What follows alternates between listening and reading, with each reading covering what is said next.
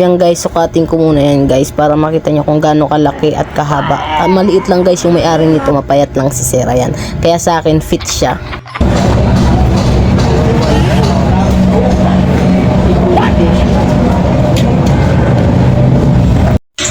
Ayan guys, yung sa baba niya guys, tingnan nyo, walwal, ayan, maluwag. Pero yung sa biwang niya sa akin, masikip kasi syempre chubby tayo kasi kakamukbangan natin. Sobrang laki niyan guys kay Sir kasi mapayat lang si Sir. Kanina kasi guys, hindi ko sa kanya napasukat. Hindi ko nabidyohan. Pinasukat ko sa kanya guys, kaso hindi ko nga nabidyohan. Ayan guys, oh, sobrang laki ng pants.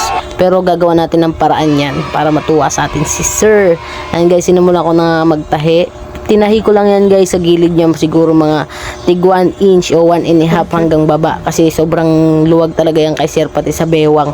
Ayan guys, makikita nyo nga yung aking view, puro sinulid.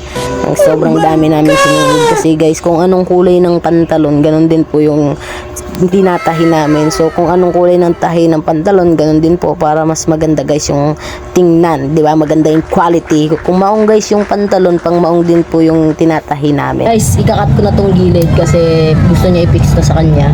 Kaya kailangan natin itong ikat kasi i-gilid kasi pag di natin ito kinat, malaki bubukol yung gilid.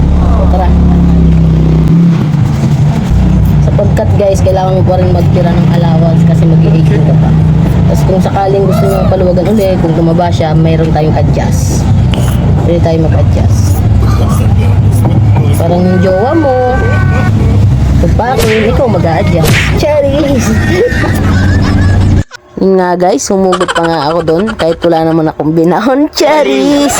Ayan nga guys, kinat ko na nga yung gilid niya para hindi nga siya guys bumukol mamaya pagtatapos. Dito to yan. I-aging na lang natin yan lahat tapos fold. Ay, puputol pa tayo dito kasi mahaba. So, aging na. Aging na guys. Yan nga guys, sa puntong ito guys, mag-i-aging na ako guys. Sa pag-aging guys, kailangan careful lang tayo kasi baka mamaya pati yung daliri natin, yung kamay natin ma-aging. Kailangan pa naman natin yung daliri, ito yung kamay natin. Cherries! Ayan guys, syempre dahan-dahan lang kasi meron nga yan guys, blade. Pagka dire-diretso yan guys, pag naapakan natin ng mabilis dire-diretso, pati yung kamay natin madadali.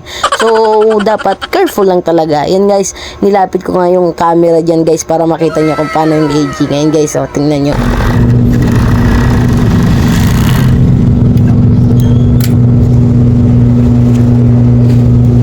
Tapos ito yung aging din natin to guys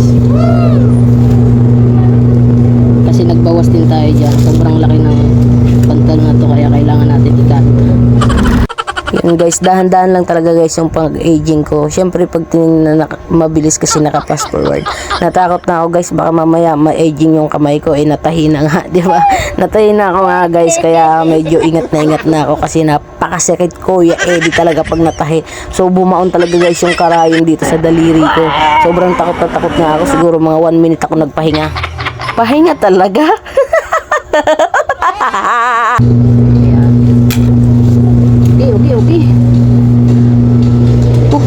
Okay.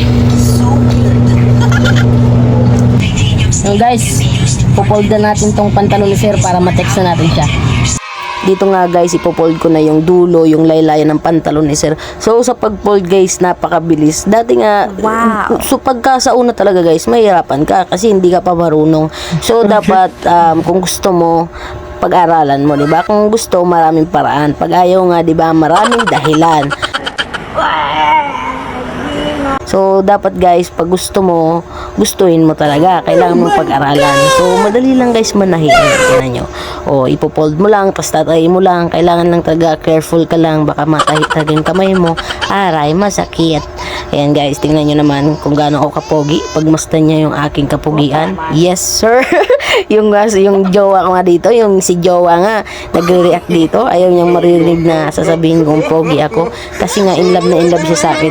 Gusto niya guys, sa kanya lang ako. Hi, Cherry! Ayos ka talaga! Yes guys, natapos na natin! Basic! Pakita ko na sa inyo guys yung after. Ayan.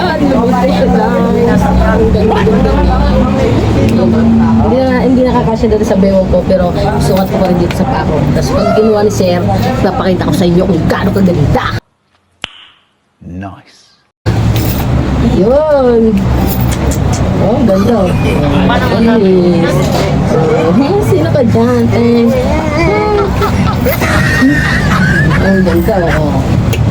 Sukat natin kay sir at i-text natin si sir para meron tayong money. Easy money. Wait lang guys, i-text ko muna si sir.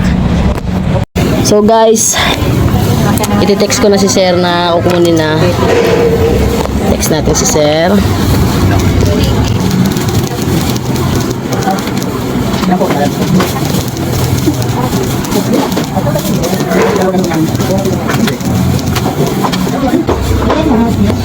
Yes guys, okay na, na-text ko na si sir. Okay. Dito nga guys, dumating na si sir. Ayan guys, di ba medyo mapayat si sir. Kaya sa tingin ko guys, sakto yung ating ginawang project kayo. Ayan, dinaya na nga ako ni sir at ipapasukat ko na sa kanya. Pasukat talaga sir. Para makita natin kung maayos.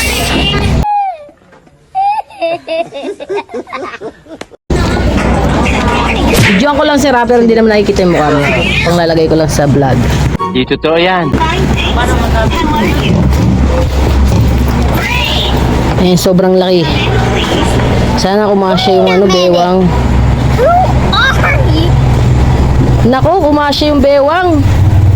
Hala. Kumasya yung bewang, oh. Ano nangyari? Ano nangyari, sir? Magic. Ano, gumanda ba? Gumanda? Lumiit. Ala, lumiit. Hindi na lumaki. Ito yung mga nabawas sa kanya.